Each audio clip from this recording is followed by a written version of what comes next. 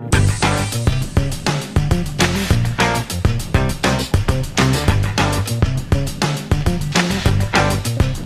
this is John Colo at DiscountJuicers.com. Today we have another exciting episode for you, and in this episode what I'm going to do is I'm going to demonstrate actually how to use the Kuvings Whole Slow Juicer Chef model CS600.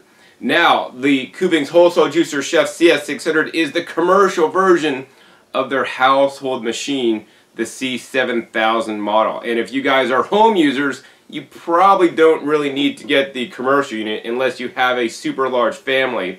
As I show in the video, I'll post a link down below. The commercial unit and the home unit will actually get the same exact yields. It's just that the commercial unit has a much more powerful motor that can be run for 24 hours straight, whereas the household version can run only 30 minutes before it should be shut off and basically rested so that it does not overheat. In addition, this unit has a larger feed chute and some other things. But check out the link down below for the video where I compare this against the home model.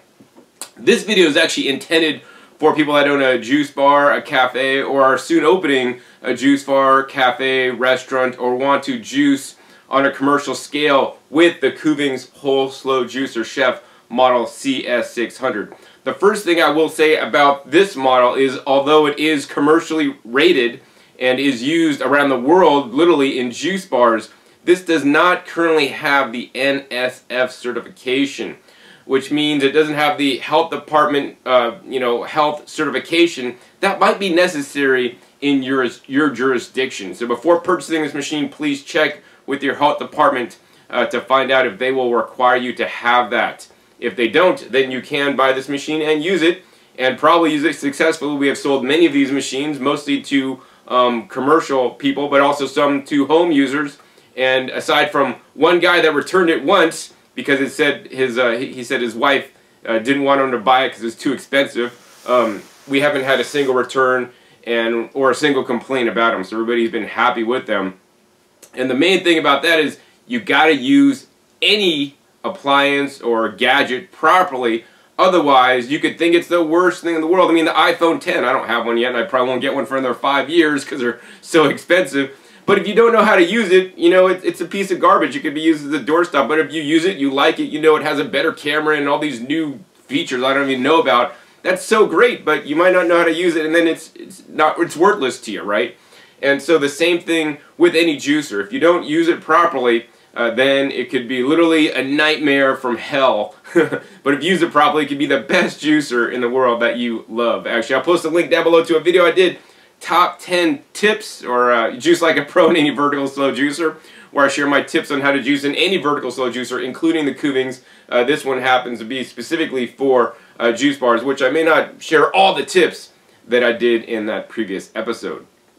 I think the first thing I like to do is actually link you below if you want more information about the CS600 to the video I did where a full unboxing review of this guy. So we'll start you guys off there, but this, I just want to get into the nuts and bolts, literally, of the unit here. So I think the first thing I want to let you guys know is how to assemble and disassemble the machine here. So basically, to disassemble it, you're going to turn this whole unit on the top, and it's going to rotate, and you're going to remove the top. Next, the auger then comes out, which can just be lifted out here. The auger, and sometimes the juicing screen will come out too all at once because it'll kind of get stuck. This is the heavy-duty auger right here, and then you have the juicing screen and the wiping blade, and then followed by the juicing bowl. Now, sometimes if this machine, when you go to do this first step, and you go to take this this main top off, and you're trying to twist it, and you can't really twist it, that is an indicator that the machine has backed up and jammed, and that means you did something wrong. So it should never be super hard to disassemble. Now, if this does happen, then you're going to want to basically close the spout cap, fill it with some water up to here, let it run for maybe like 3 minutes. Maybe that will hopefully soften some of the pulp up in there. Maybe hit the reverse button a few times, make it go in reverse, and that might help unjam it. The other thing is when you go to turn this off, push down. So as you're pushing down, turn it, and then it may just come off. I mean, that's the simplest way to do it. You just got to use some pretty much brute force strength if it gets jammed in on the top, and that means you had a backup situation and the pulp was collecting inside the juicing screen, basically jacking up the auger so that it's really hard to disassemble. It should never be like that, provided you follow the tips that I'm going to share with you guys in this episode. So next I want to show you guys actually all the parts you'll be cleaning and then actually reassemble this unit. And so first you're going to clean this juicing bowl. I would hand wash all these machines. I would not put these in a high temperature dishwasher. That may end up degrading the parts over time.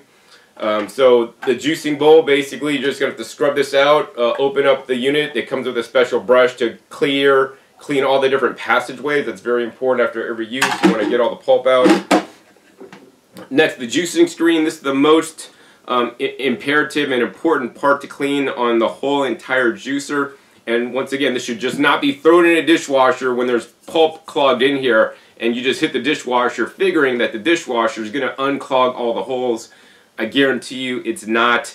Pulp can get stuck in these holes fairly well, so you will want to use the included screen cleaning tool that goes on the outside, and you just basically rotate this around, as well as the brush. It's like an oversized toothbrush to brush the inside of the screen.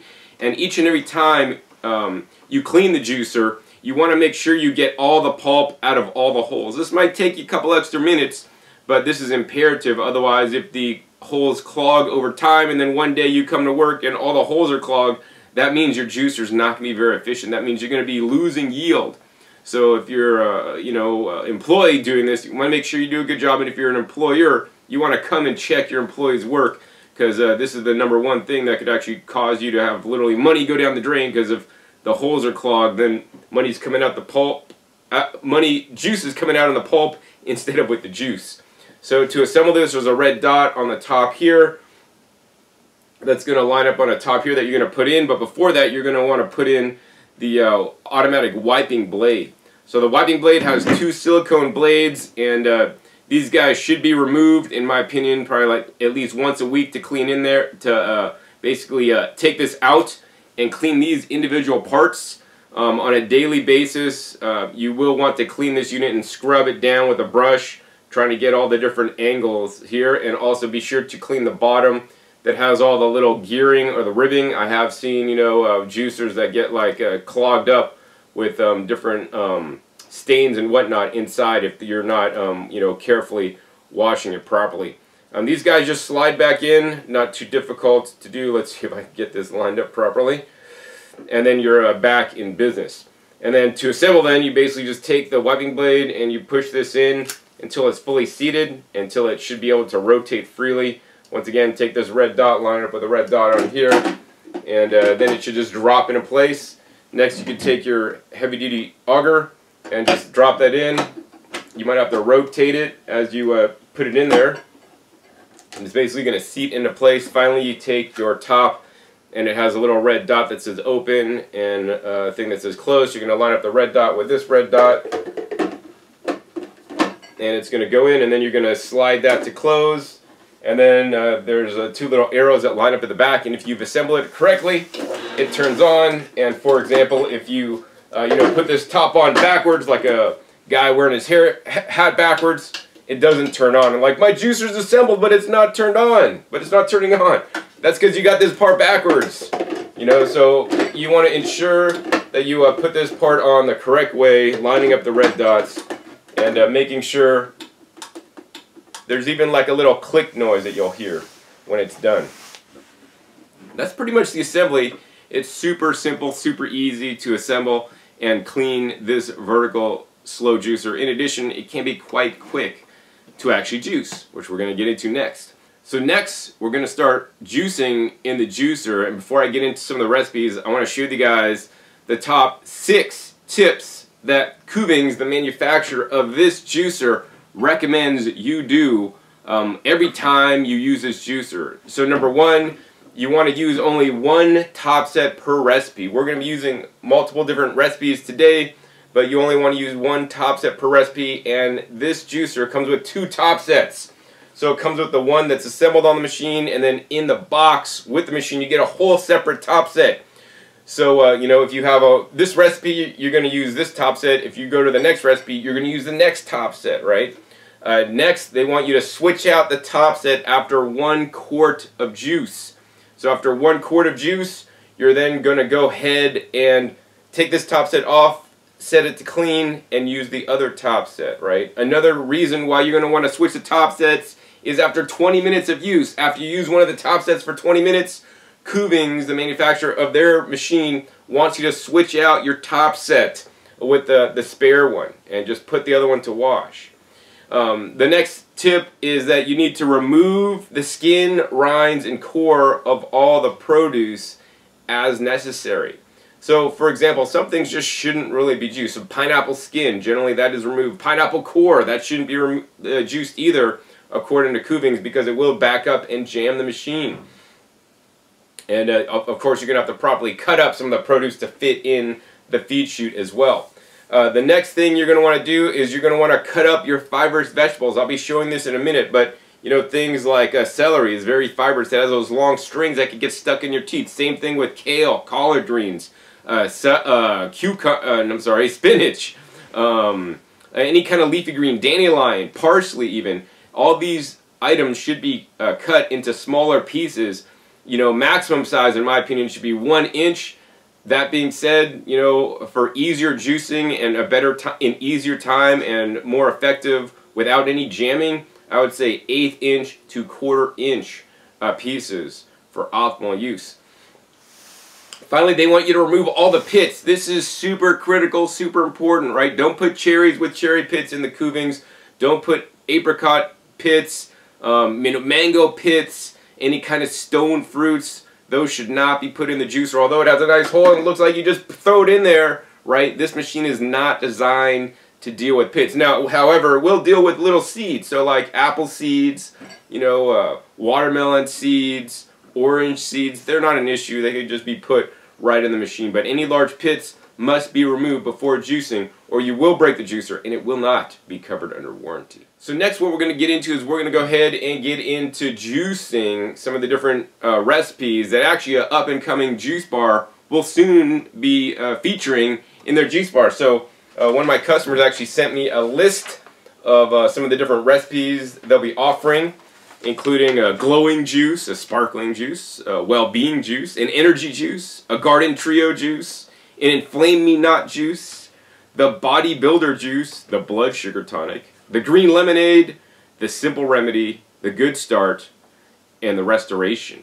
And all these recipes were formulated for the specific title, I would guess. You know, like, for example, if you got inflammation, you might want to drink the inflame me not, because in that recipe, it likely has some ingredients that will help you with inflammation. Now, you know, I prefer to think of like all the fruits and vegetables are beneficial, and I want you guys always to, you know, include a variety of fruits and vegetables in your diet, or actually in your customers' glasses. That being said, if you are in business, generally you're in business to make a profit, and of course, yes, you want to help people and turn their health around, because you've probably been helped so much by juicing, and maybe you're starting your own juicing business. You know, there are things to consider when formulating the recipes. So when formulating your recipes for a juice bar, number one, you want to be concerned with produce costs. You know, every business has to make a profit or they will not be around. So you want to be concerned with produce costs, and some produce items are less expensive than others. You know, so I would encourage you guys to, you know, make and design your recipes around some of the least expensive produce items. So probably the least expensive produce item out there that I could think of is something like carrots. Oh my God, like non-organic carrots, a 25-pound bag for about $5, a wholesale price. You could get a lot of juice out of 25 pounds of carrots. 25 pounds of carrots will make 25 cups of juice, or basically 12 and a half 16-ounce glasses. So you're selling a 16-ounce glass for $5, right? 12 times, you know, $5, that's like 60 bucks. So from a $5 investment of the carrots, you're making turning into $60, provided you could sell your carrot juice at $5 a pop for non-organic carrot juice. That being said, actually a cool place in, where is it? Like Chicago, actually, Stanley's Market, which they're a produce distributor, and they get produce for cheap. I think they sell their carrot juice for like $1 or $2 for 16 ounce, and every time I'm there, man, for $1 or $2, I just got to get one of their carrot juice. It's made fresh in front of you. Unfortunately, they use a high-speed juicer. not a low-speed one, but it's so inexpensive. And so carrots, one of the cheapest things. The other thing, besides the produce costs of an item, is the preparation. You know, how much labor will you have to put into that produce item to juice in the juicer? So if you're using a centrifugal ejection or a high-speed machine, basically you should obviously wash your produce, and then you can just shove it in the machine haphazardly. You don't need to cut, dice, and chop up, you know, celery and other things in a high-speed centrifugal ejection machine, because that's what you got the blades in there to do. Now the high-speed machines, there's a pro and a con to that machine, right? The pro is that it's relatively fast, they're relatively inexpensive. The con is on certain produce items like leafy greens, they get a very poor yield. In addition, they make a low-quality juice, and the juice, in my opinion, should not be stored for any length of time because of all the oxidation that occurs during the juicing of that produce. In addition, those machines are really loud, and customers are getting smart these days. Customers are demanding a cold press juice these days, and in my opinion, the high-speed centrifugal ejection machine is not a cold press juice, whereas if you use a Kuvings whole slow juicer chef, this is a cold press juice. This machine runs at a low and slow RPM, significantly lower than a high-speed machine. It's a lot quieter. In addition, it's going to produce a higher nutrient quality, and you know, the juices can be bottled for later sale. Now, if you are choosing to bottle your juices in a commercial establishment, please check with your health department. There are different rules and regulations you may need to follow when you're bottling things versus when you're just making a cup and handing it right then and there to your customer.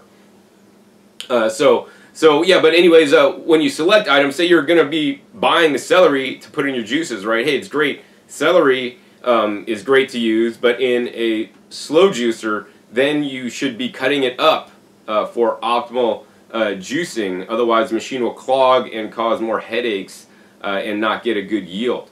And so that's going to take a little bit more labor costs. Meanwhile, beets, you know, they're another relatively inexpensive vegetable to buy. They could be literally just chopped in half and thrown in the juicer, and this juicer will basically grind it up and turn it into juice.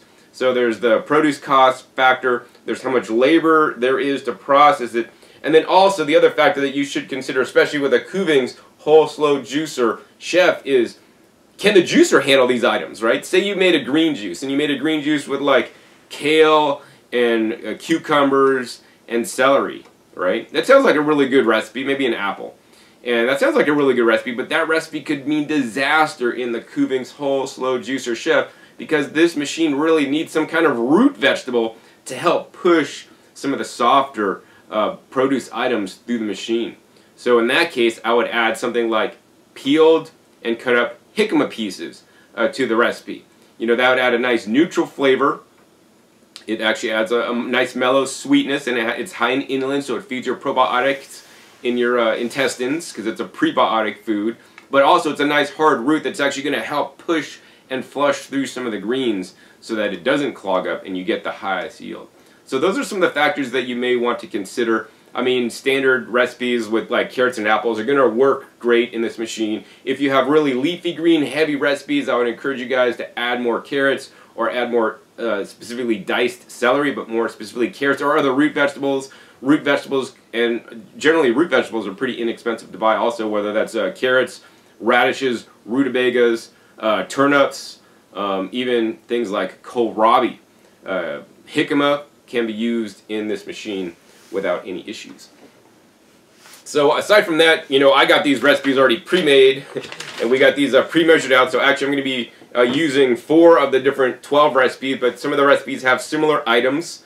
Some of the different items in the recipes are the sweet potatoes, romaine lettuce, lemons, spinach. I think I'm covering a lot of the different items. Maybe I'm not juicing any sweet potatoes, but sweet potatoes basically should be washed, clean, chopped in half, and basically or into quarters, and then dumped in the machine. And it's very important to rotate the items you're putting in. Anyways, today we're going to be juicing a few things. Let's see. This one is actually called the Well-Being drink with carrots, apples, and beets. Then we got the Inflame Me Not right over here with carrots, celery stalks, and parsley. This one is actually called the Simple Remedy with carrots and spinach. And then this one is called the Blood Sugar Tonic with a cucumber, fresh green beans, Granny Smith apple. I just got actually Gala apples today. And a whole lime, which I actually have a whole lemon. And 2 inches of ginger. And so those are the recipes we'll be juicing. I guess without further ado, let's go ahead and get into the juicing of these recipes.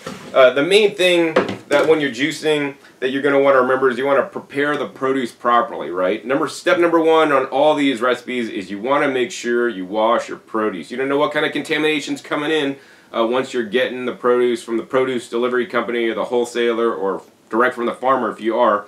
So you want to make sure it's washed and you know, some general preparation is done. So for example on the beets, right, remove and chop off the tops, cut off the bottoms. Same thing on the carrots, right? I've washed these carrots, I've scrubbed them down. I haven't peeled them, but I did chop off the top and the bottom because the top is kind of where all that dirt is. I've washed and cleaned the celery, chopped off the top and bottom.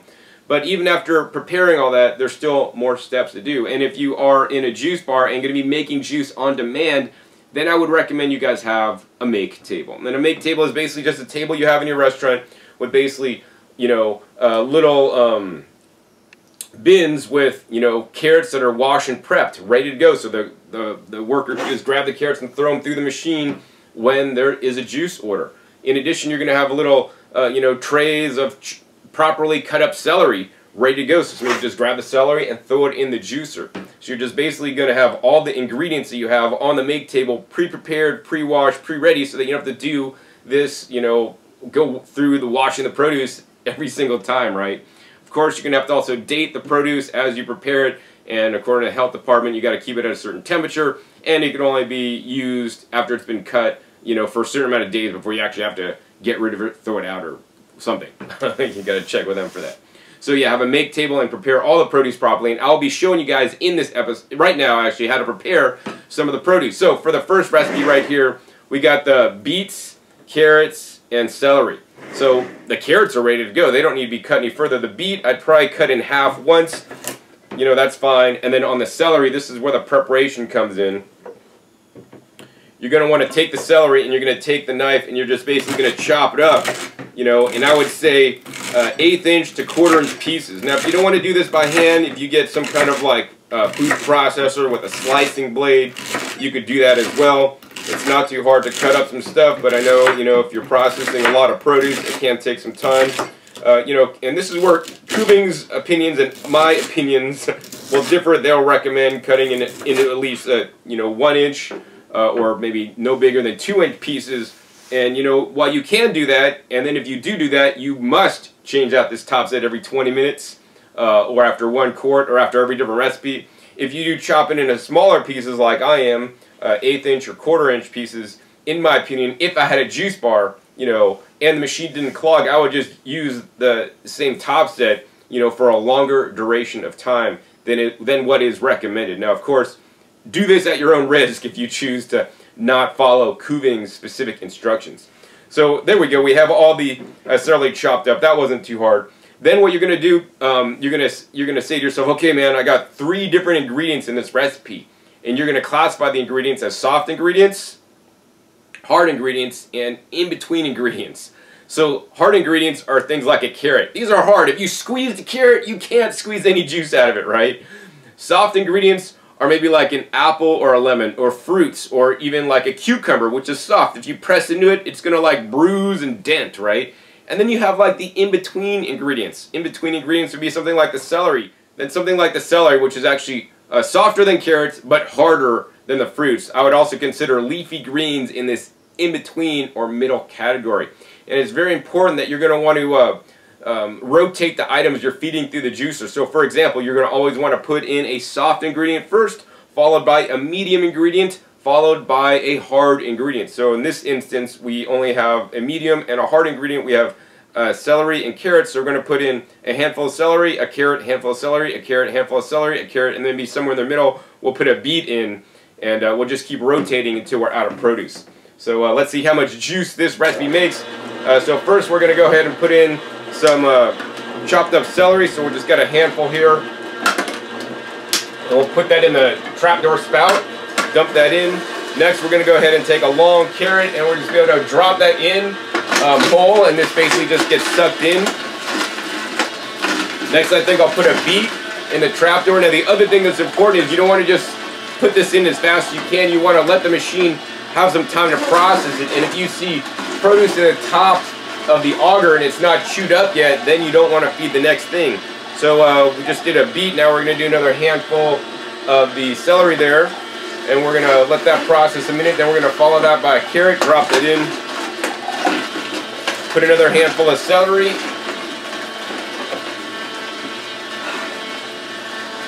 We're going to drop in another carrot. I think we'll go ahead and dump in that next beet there. Right in. I'm going to take another handful of celery. And then follow that with a carrot. And we're just going to go ahead and rotate the celery in. Another carrot. Now it's very important to rotate in this fashion. This means that you're going to have the best time of juicing. Basically what's happening is the carrot is helping push all the softer fibers of the, in this case, the celery through, or if you're doing fruits, it would help to push that through as well. And then last bit of celery, and then we're left with 2 carrots, and this is great. You always want to try to finish up with some of the harder items, and I'm using one of the carrots actually to push some of the pulp that's stuck in on the top of the machine, you know, in the machine. You should not use anything to push the pulp in other than the pusher that is included with the machine or other produce. I personally like to use some other produce, but if all the pulp doesn't go in the machine, that's alright. You'll never get 100% of it out. And look at this. Oh my god, I don't even think we need to use this last carrot because we already got about 16 ounces of juice out of the juicer. Now at this point you'd want to basically put the spout cap down, and you could turn the machine off, and you could give the customer their delicious juice. Just going to go ahead and set this juice over here on the table. So that recipe was an awesome recipe for the Kuvings because it had only hard and medium produce. It worked great. The pulp's still flowing. It's doing great. I think we're going to go ahead and juice the next recipe here.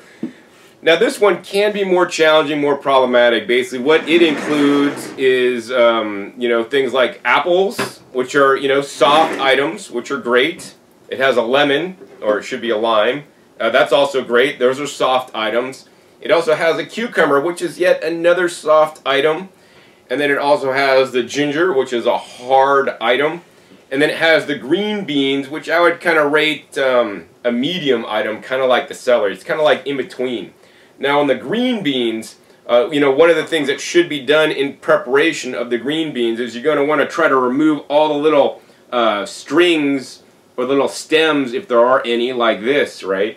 For optimal use, these should be removed. If you do not remove all the little stem pieces, they may end up clogging the outlet port, which means you should be replacing the top set after 20 minutes of use, or 1 quart, or after each recipe.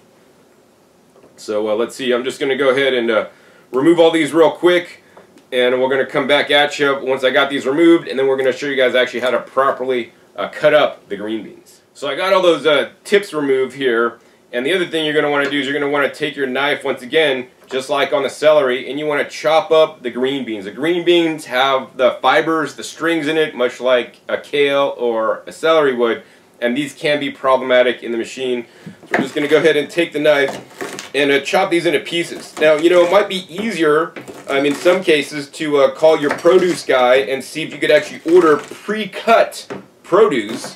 That might save you some labor, although it might be a little bit more expensive to buy produce in this way. But then you actually will not have to pre-cut it, and maybe even it might even be pre-washed, which would be kind of nice. Anyways, not a big deal to pre-cut this. We've pre-cut this into you know, maybe like a 1/4-inch pieces. Now the only other item in this recipe that will need to be cut is the ginger. This is a hard item. If you put the ginger in whole, there's nice strings on the ginger. You can kind of see the strings coming out there. You want to cut them across the grain, not with the grain. So with the grain it would be up and down. Across the grain is this direction. So once again, you're going to want to chop these up into, you know, 1/8 inch or 1/4 inch maximum width pieces to be juiced optimally. This recipe calls for 2 inches of ginger, and actually that's a lot of ginger. And then the other thing is the cucumber. While that will fit in whole, I would prefer you guys actually just cut this in half. It's going to work a lot better. And then once again, cut it in half again. And so now you could have actually 4 pieces of cucumber in the rotation instead of just 1. Now, On the apples, the main thing with apples are cool because they can be put in whole. In an upcoming episode, I want to just buy a case of apples and juice a case of apples in the Kuvings non-stop to see how long it takes me, and to see and ensure that I actually can juice that much. But the thing on the apples is you will want to remove the apple stems, right? I encourage you guys to do this. Basically, the apple stems may, once again, get caught up in the ejection port and cause a clog or jam. So I like to remove those myself. Now that we have all these items, once again, we're going to rotate them. So pretty much we're going to have to be like soft, like medium, and then hard. Because we don't have a lot of produce to play around with. Anyways, let's go ahead and turn the juicer on again. And I guess we'll start with a soft. We got lots of cucumbers, so we'll put a piece of cucumber in first. Then we'll use the trap door to put that in there. So that's a soft. Maybe we'll go ahead and follow that with an apple. Cucumbers are a lot softer than actually apples. Apples are pretty good and they kind of push a lot. Next we're going to go ahead and put in a handful of the beans in there. Dump that in. We're going to put a few pieces of the ginger, drop that in the back chute there. Next we're going to go ahead and put in our lemon, drop that in.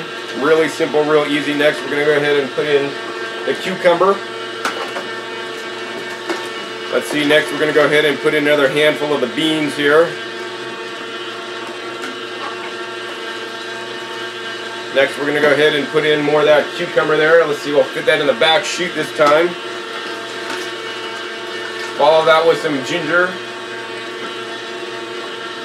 Follow that with some of the green beans here. This has been working actually pretty good. The pulp is still flowing. We've been doing a good job. Maybe we're going to follow that with a piece of cucumber, not too much, because it looks like our collection cup is almost done. We're going to go ahead and put in the last bit of green beans in there, and some of the ginger.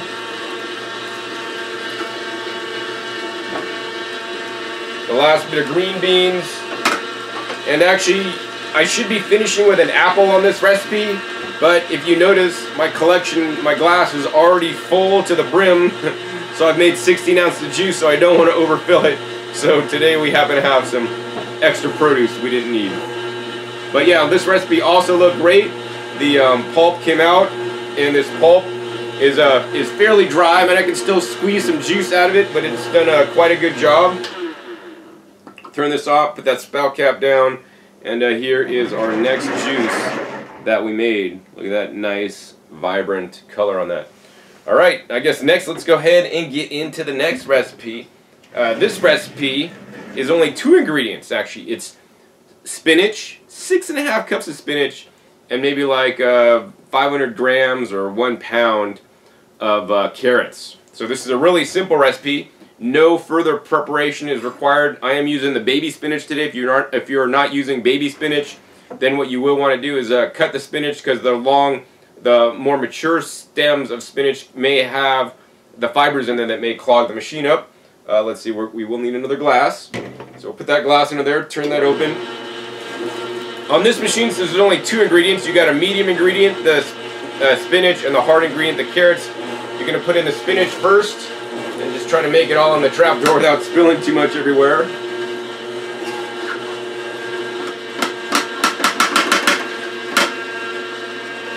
And you might need a little help from a carrot to help push that in. Alright, so once you put some spinach in there, then you're going to put a carrot. Once again, we're going to then now put more spinach in there.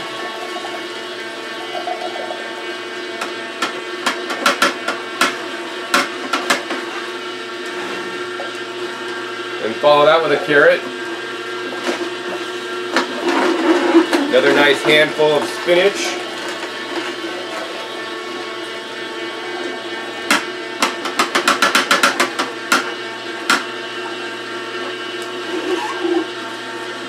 And another carrot. Now on this recipe, you know, it might be a pretty good recipe on paper, and it's actually working really well for the juicer, but my concern with this is it actually has a lot of leafy greens in there. And you know, that might make a pretty strong juice for some. I'm going to taste it actually at the end of this. Let's see, actually, do I need another carrot? We'll throw another carrot in there. The other thing, spinach is a fairly expensive ingredient to buy. So the margin on this juice may not be as high as some of the other juices that have maybe, like, you know, more root vegetables in there. So I might want to, like, maybe add some kind of, like, celery or something to keep it green, but also, like, add more water and be able to reduce the amount of the spinach that's being included. Alright, once we got that carrot in there, let's go ahead and feed another handful of the spinach.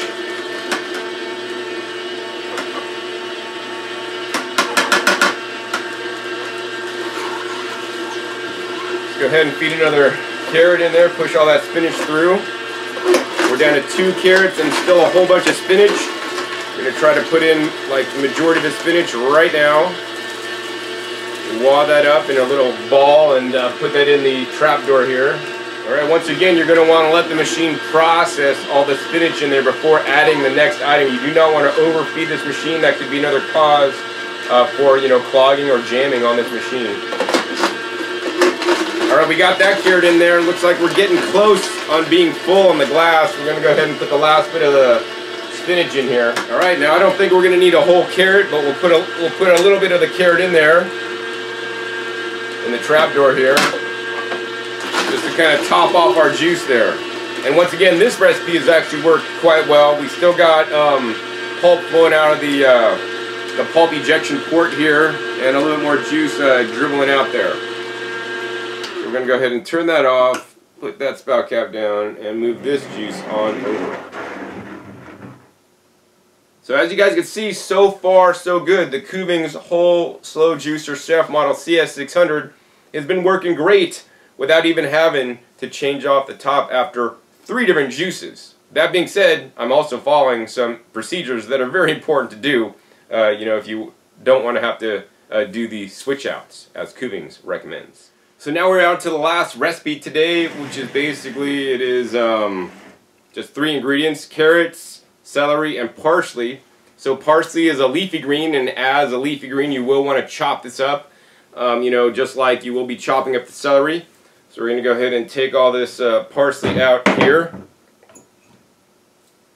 And we're just going to basically, I'm going to probably rip it in half once, and then put it on my cutting board, and then once again, carefully with the knife, we're just going to come down, and I'm going to be making like 1/4 inch, or even better yet, 1/8 inch pieces to cut up the celery stem. The celery stem, super critical to cut up. It can be juiced. It's actually going to provide more juice than actually the greens themselves.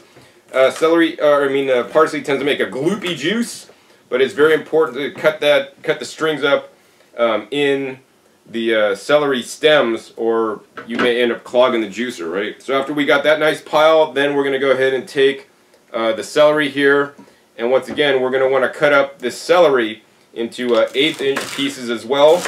Super simple, super easy. Alright, so we got all the celery chopped up. Now we have the 3 ingredients. We got the parsley, the celery, and the carrots. Once again, we're going to want to alternate feed, so we basically have 2 medium items and a hard item. So we're probably going to feed a handful of parsley, handful of celery, and then a carrot. We need to get our cup over here. So we're going to go ahead and put a handful of parsley in there. And then we're going to go ahead and follow that with a handful of celery.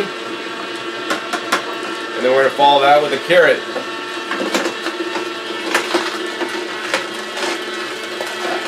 Next, parsley.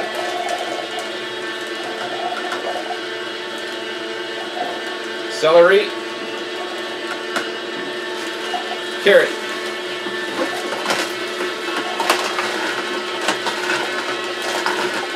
Want to get fancy, you could actually do a celery with the parsley, like half a handful of each.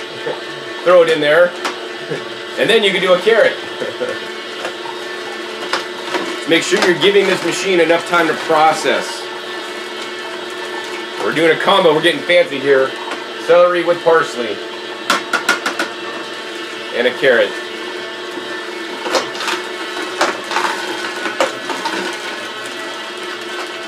Celery with parsley. Alright, we got the last handful of celery and parsley. We're going to go ahead and let that process. We're going to grab a long carrot. Looks like our collection cup's full. we're just going to try to like nub in some of this produce that's kind of sticking in at the top of this housing. Oh, and I dropped it in. I got to turn this off and shut that real quick. Because our cup's full and we're going to be overspilling here. So that worked beautifully. All these recipes work great, and as you guys can see, I didn't have to switch out this top set once, but I also followed the directions that I gave you that, you know, Kuvings doesn't give you guys. So once again, do this at your own peril. You know and heed their recommendations and do those if you feel the need. You know, I did this without switching out the top sets, and I feel fine with that. That being said, after doing all these juices, which is about a quart of juice, I would want to switch out the top set just to kind of get it clean. And the other thing is that your customers may not appreciate residues in their juice. I don't really care. I'm going to drink all these juices. But you know, if somebody's juicing beets and maybe the next person doesn't get something without beets, and the person that gets something without beets is allergic to beets, that could run into some issues. So, you know, for that reason, it might be good to switch out your top sets or have one top set per recipe. So if you bought 2 of these juicers, you'll have 4 top sets, which means you could do 4 recipes or recipes in that juicer that are, you know, limited. So like maybe one juicer is always going to juice the beets, or one top set always has the beet recipe, so that doesn't get cross-contaminated with other things. Plus the beets tend to turn everything red. So if somebody orders a green juice and it's quite red, even though it's not supposed to have beets in there, it might be kind of interesting. Anyways, let's go ahead and taste these juices here. I forget the names, but we'll taste them in the order I made them. This one I like because it's actually nice and red. This is the one that actually had the beets. Beets are quite good for you.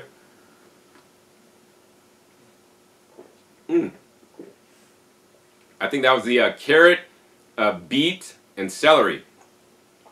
That's actually quite good. I mean, it's really nice and mild. I could stomach that easy. It's not like bitter. It doesn't taste weird or anything. I mean, I'd probably like spike it with some ginger or something, maybe make it taste a bit better. Let's see, next here. Oh, this is the one with the green beans. I rarely juice green beans. That'll put some hair on your chest. Woo! The ginger's kind of strong in there. It's kind of like still like roaming around in my mouth after I drink it. You can kind of feel the ginger burn. I mean, ginger's good. One of the number one anti-inflammatory roots out there. But let's see if I drink another one here.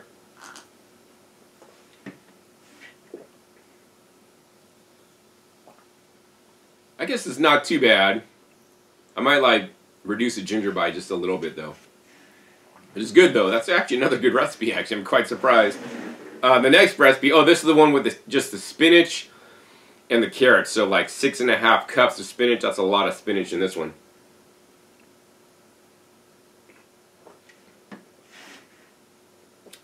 Wow. I'm actually quite impressed on how good that tastes. Just spinach and carrots, nothing added. You know, let me tell you, this is going to be a good juice bar to go to. They're going to have some really good recipes. And then finally, this is also the one similar to the first one, but this one has the carrots, the celery, and the parsley.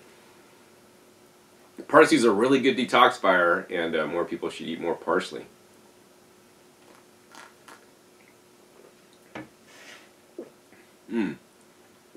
That's good. I probably added a little bit more parsley than what the recipe originally intended, but I like it. But just putting in a little parsley in that would probably be good. Parsley has a strong flavor, could go a long way.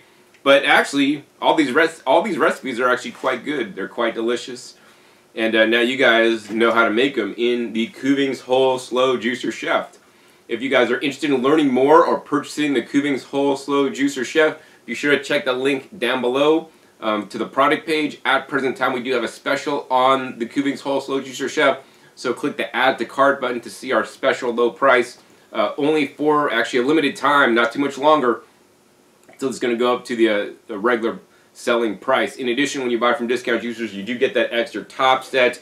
And the Kuvings Whole Slow Juicer Chef, as a commercial unit, only has a 1-year warranty, whether you're using it in the home or for commercial use. So for that reason, if you are a home user, I do encourage you to get the home unit, which will have a 10-year warranty. Once again, the link is down below to see the comparison between the commercial and the household Kuvings machine.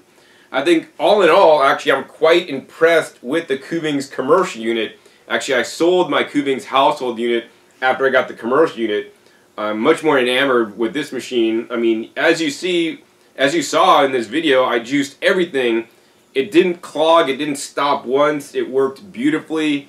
I mean, I love this machine. It's a well-designed, good juicer, especially for commercial use, and you could make your juices on demand, serve it to your customers fresh, so they have a better experience. The flavors are going to be better than a high-speed machine. There's going to be more nutrition in it than a high-speed machine. And also, if you are saving the juices, these juices will save for a longer period of time than a high-speed machine, which tends to, the nutrients tend to degrade faster.